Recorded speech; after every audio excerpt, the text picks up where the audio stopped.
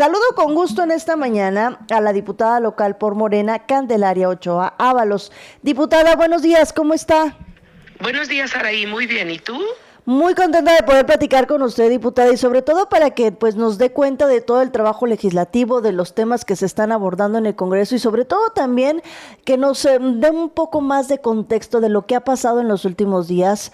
Esto a raíz justamente de esta iniciativa para incorporar las infancias trans y que bueno, pues de alguna manera no fue aprobada en el Congreso. Después vienen las declaraciones del gobernador del estado, Pablo Lemus, y bueno, también de nueva cuenta se habla de que hay desinformación, de que se ha tratado de desprestigiar la iniciativa.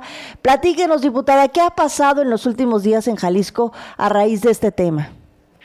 Pues mira, Saraí, en diciembre nos hizo llegar la Suprema Corte una sexta comunicación, una primera de esta nueva Corte, una quinta de las que ya había enviado, la quinta de la que había enviado la Corte anterior y una sexta, que es esta que nos envía la nueva Corte, diciéndonos que el Congreso tiene que legislar ya una reforma muy sencilla, que es integrar el respeto a las y los menores de edad en el cambio de su nombre, cuando así lo deseen.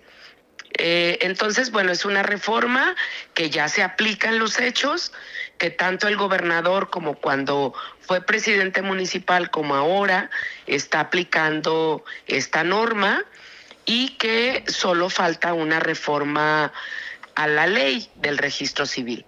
Entonces es realmente un proceso administrativo el que tendríamos que realizar, pero tanto el gobernador como sus diputados están queriendo malinformar a la gente diciendo que lo que se trata es un cambio de sexo.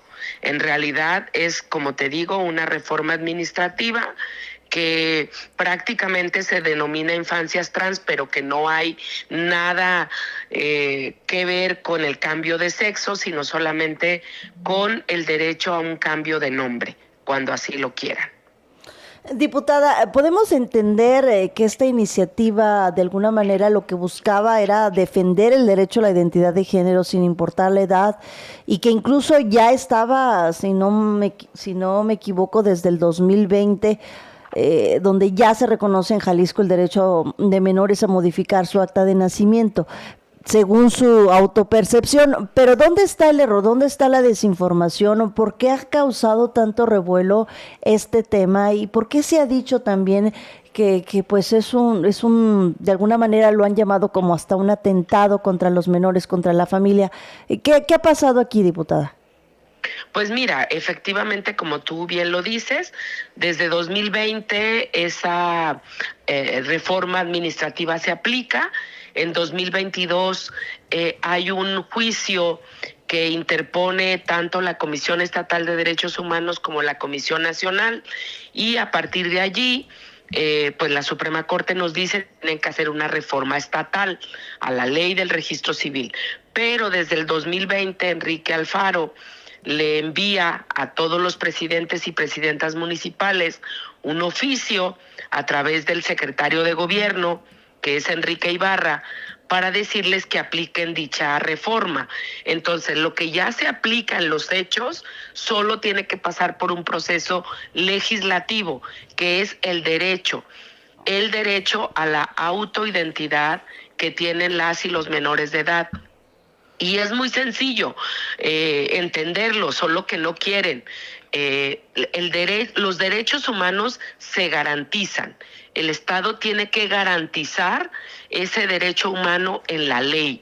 Entonces, lo único que se está solicitando de parte de la Corte es hagan esa reforma para que lo garanticen, para que el día de mañana ningún presidente o presidenta municipal o el gobierno del Estado se nieguen a este derecho, y es que las y los menores de edad puedan ir con sus padres o tutores, con algún representante de la Procuraduría de los Derechos del Menor, a hacer ese cambio de nombre. Y te quiero decir, Saraí, que desde 2020 se aplica y está en proceso, y que tampoco es una reforma en donde todas las niñas y los niños menores de 2 años o de 0 meses de nacidos van a ir a cambiar su nombre. Eso es falso y es una información distorsionada que quiere dar Movimiento Ciudadano y Pablo Lemus. Los menores y menores de edad y mayores de edad tienen ese derecho, y también hay personas de 40, de 60 o de 70 años que quieran cambiar su nombre y que no tienen ningún problema para hacerlo. Entonces, es mentira que no se aplique esa reforma, solo tenemos que hacerla de manera formal. Diputada, ¿qué implica el rechazo de la reforma en el Congreso? Es decir, sabemos que no se anula de alguna manera el derecho a la identidad de género de los menores de edad, pero ¿qué implica el hecho de que no haya avanzado? Mira, implica para los diputados y diputadas una sanción económica, pero también implica la inhabilitación por no cumplir una sentencia que nos están diciendo que se tiene que realizar. Y te quiero decir algo muy importante. Fíjate que el gobernador está instando a decirle a la gente, ¿cómo creen que lo vamos a aprobar? Cuando yo he publicado desde hace más de un año que el propio Pablo Lemus, su propio gobierno del estado, la está aplicando. Entonces es solamente mentira e hipocresía decir que no lo va a permitir, pero él es un poder distinto al nuestro. Nosotros somos los legisladores, nosotros representamos al poder legislativo, a la norma, a la ley. Él está obligado a acatar la ley. Él medianamente ahorita lo cumple, por eso es mentira también este reto que le dice a la Corte, inhabilítenme, porque él ya lo está aplicando. Está mintiendo. Quienes no estamos cumpliendo somos el poder legislativo. Y el tercer poder en este país, que es la Suprema Corte de Justicia de la Nación, que representa al poder judicial, es quien nos está diciendo que no estamos cumpliendo. Entonces, somos 3 poderes en este país y en este estado, y la Corte nos está diciendo que tenemos que cumplir.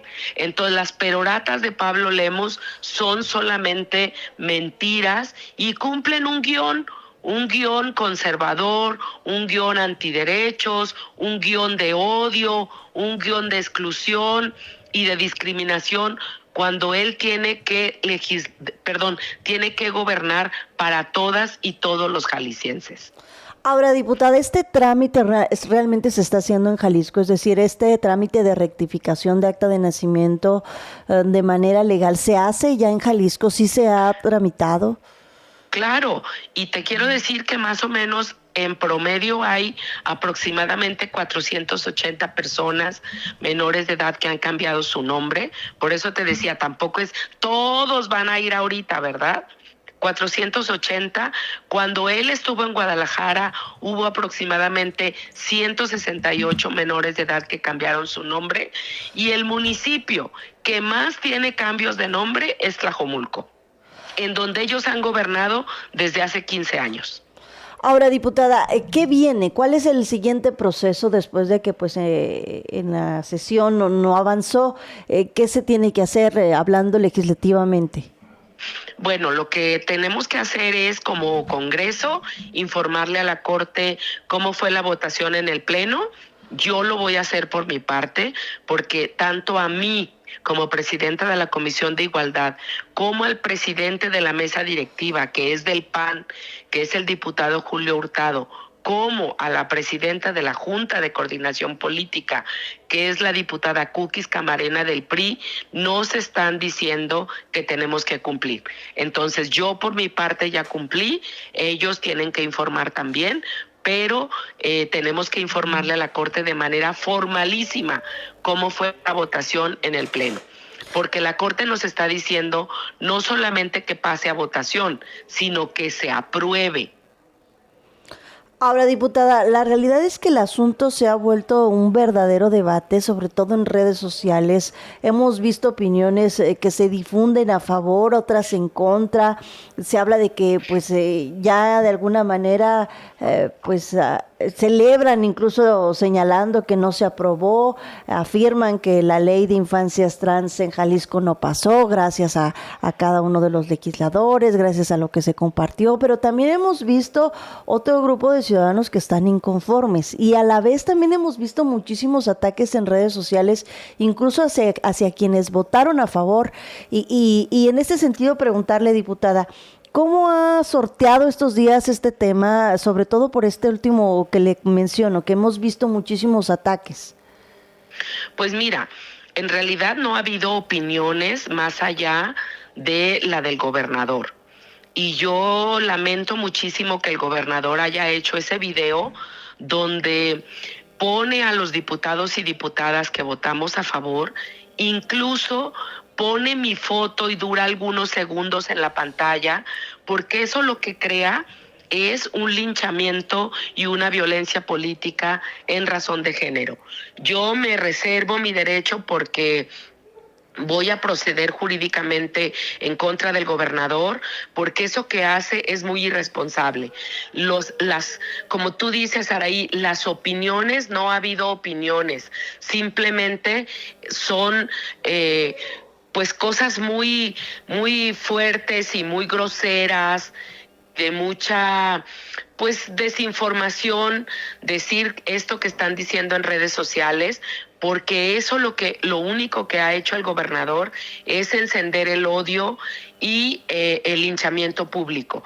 Así que no solamente me pone en riesgo, sino además lo que él está haciendo es también desviar la atención del tarifazo que se va a poner en ejercicio el 1 de abril y que la gente está muy inconforme por este tarifazo a 14 pesos.